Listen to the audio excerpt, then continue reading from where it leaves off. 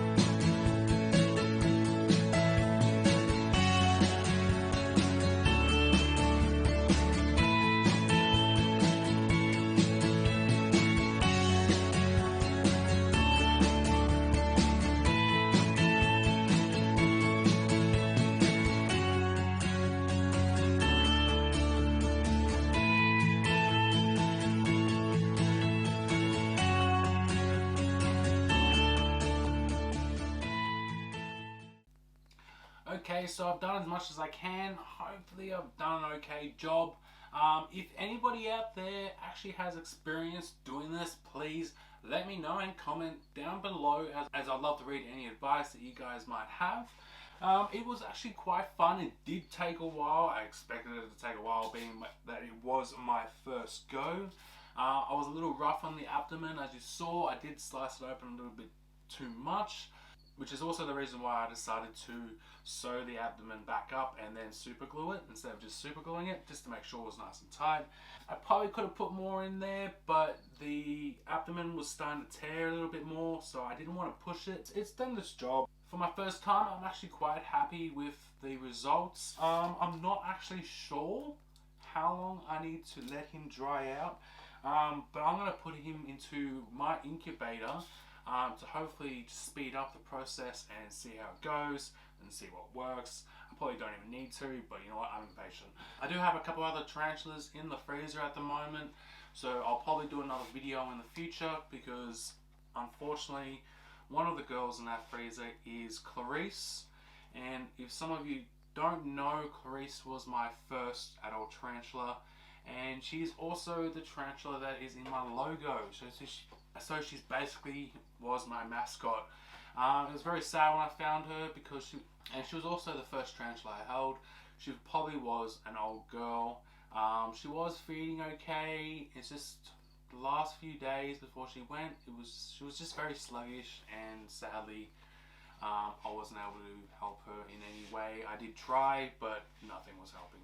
I've got a couple practice tees I want to work on, because when I go to frame her, I want to be able to do as good as, basically I want to be able to do as best as I can to preserve her, because she is still very precious to me, and is probably one of the main reasons I got into this hobby. Even though I did have slings and scorpions prior, she really made me want more tarantulas, which I did, and because of her I now have a few. Because of her I now have an addiction to this hobby. Just in case you guys weren't watching, you better rewind, because I actually have put up a split code through the video, which will give you guys 10% off. Now there will only be 10 of these available, so you better be quick, and you better make sure you've watched. So you better be quick. Okay, I'm going to wrap it up here, guys. If you enjoyed this video, please give me a thumbs up, and if you haven't subscribed yet, you can by hitting that bell button down below, and every time I put up a video, you guys will get notified every time. Alright, been good.